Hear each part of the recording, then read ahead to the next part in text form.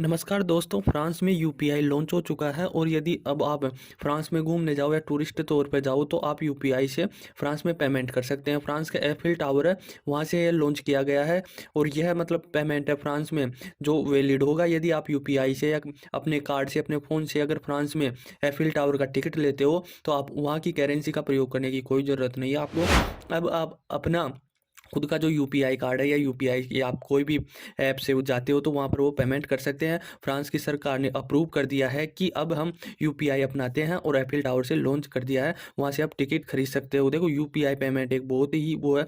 UPI payment है क्या? ये डिजिटल ट्रांजेक्शन है जो आप करते हो फ़ोन पे से करते हो। पेटीएम तो खैर बंद हो गया, पर पेटीएम से भी होगा, जैसे अमेजोन पे है। जितनी भी ये ऐप है ट्रांजेक्शन की, यह यूपीआई के थ्रू ही चलती है। तो यह एक खाते से दूसरे खाते में जो पैसे ट्रांसफ़र करते हैं डिजिटल तौर से, वही एक यूपीआई है और इसको आरबीआई वो करती है, मतलब प्रोटेक्ट करती है। कोई दिक्कत नहीं आएगी, कोई आपको इश्यू नहीं आएगा।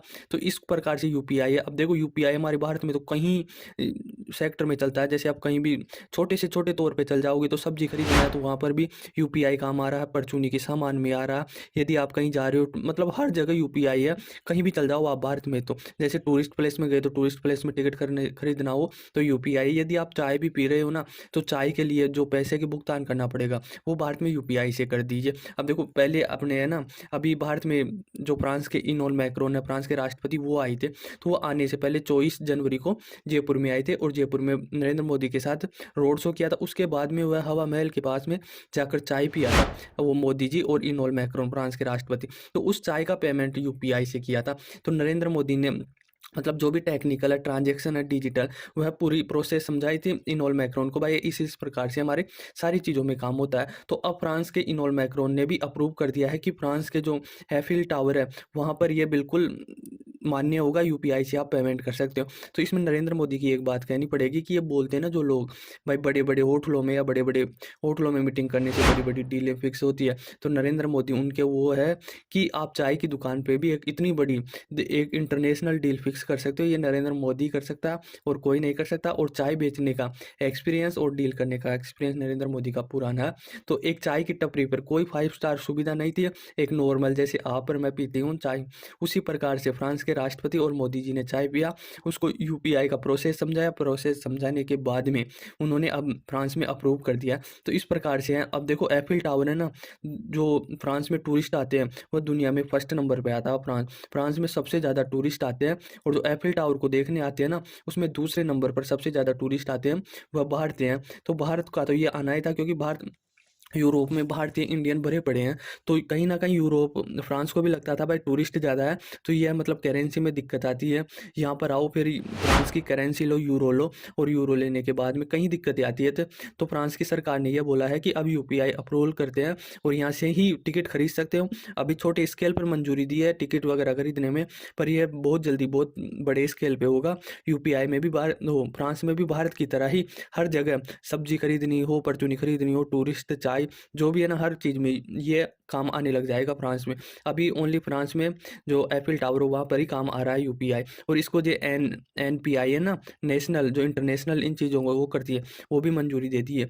तो फ्रांस ऐसा करने वाला यूरोप में है ना फर्स्ट देश बन गया। इससे पहले कोई नहीं किया था। अब हमारी मतलब यूपीआई को लेकर यूरोप में एंट्री हो चुकी है और कई देश इसको देख रहे हैं भाई कैसे काम करता है, कोई दिक्कत तो नहीं आएगी। तो एक बार एंट्री हो गई ना फ्रांस जैसे देश में, फ्रांस जैसे देश अपना लिया, ये पहला देश बन गया, तो कहीं न कहीं और देश भी अपनाएँगे और देश भी इसको बढ़ावा करेंगे। सबसे बड़ा ये है कि जो एफिल टावर है, जो दुनिया का सबसे ज़्यादा देखे जाने वाला टूरिस्ट प्लेस है, वहाँ पर अगर यूपीआई चल रहा है तो कहीं न कहीं और देशों की इच्छा होगी और देश भी कहीं न कहीं अपने टूरिस्ट प्लेस पे या अपने देश की जो आवश्यकता है, निजी काम होते हैं, जो लोकल काम होते हैं, उनमें भी प्रयोग करने का वो काम करेंगे। अब देखो पिछले मोदी जी ने एफिल टावर पे पिछली यात्रा आई थी, मतलब पहले गए थे ना, मोदी जी फ्रांस गए थे वहाँ पर, तो वहाँ पर बोल के आए थे कि हमारा जो यूपीआई है, डिजिटल ट्रांज़ैक्शन है, वह एफिल टावर से ही लॉन्च होगा।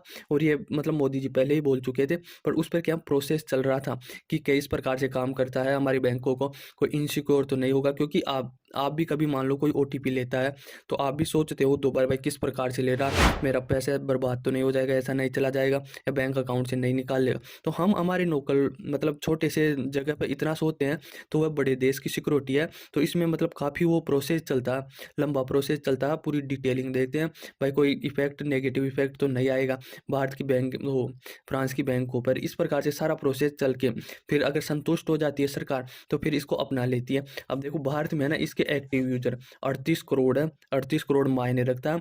ये कोई इंस्टाग्राम नहीं है, इंस्टाग्राम की रील देखने वाले नहीं, यहाँ पर पैसे का ट्रांजैक्शन होता है। तो इंस्टाग्राम पर भी इतने यूज़र नहीं होंगे जितने यूपीआई के यूज़र है। 38 करोड़ बहुत ज़्यादा यूज़र होते हैं। और जो टोटल ट्रांजैक्शन है ना इसका 12 बिलियन, मतलब आप सोच के देख लो, बिलियन एक में 8,000 करोड़ होते हैं, तो 12 बिलियन का कितना हो गया। तो यही है कि 38 करोड़ ये यूज़र बहुत बड़ी संख्या है 38 करोड़ की, क्योंकि पैसे का मामले में कोई आगे नहीं आता।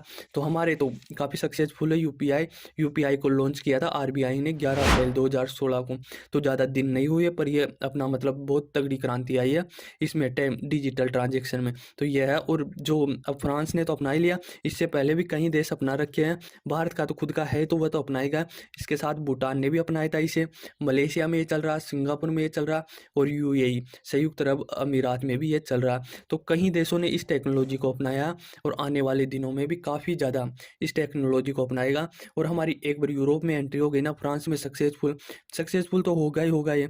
पर जो जितने भी बातचीत चल रही है अब आने वाले दिनों में, वो कहीं न्यूज़ देखनी पड़ेगी। पर इस देश ने यूपीआई टेक्नोलॉजी अपना ली, इस देश ने यूपीआई टेक्नोलॉजी अपना ली। तो भारत में मतलब ये है ना, जो डिजिटल ट्रांजैक्शन है उसमें तो भारत का डंका बज रहा है, उसमें तो भारत फुल रूप से विकसित हो चुका है। तो आई होप आपको समझ में आया होगा कि यदि आप अब फ्रांस में जाओ तो आपको वहाँ की करेंसी लेने की कोई ज़रूरत नहीं है। आप अपने पैसे से, अपने कार्ड से वहाँ पर पैसे पे कर सकते हो। आपको करेंसी अदला-बदली की कोई झंझट ही नहीं है। आप जाओ, घूम के आओ, कोई दिक्कत नहीं है। तो मोदी जी ने आपके लिए आसान कर दिया। आई होप आपको समझ में आया होगा। धन्यवाद।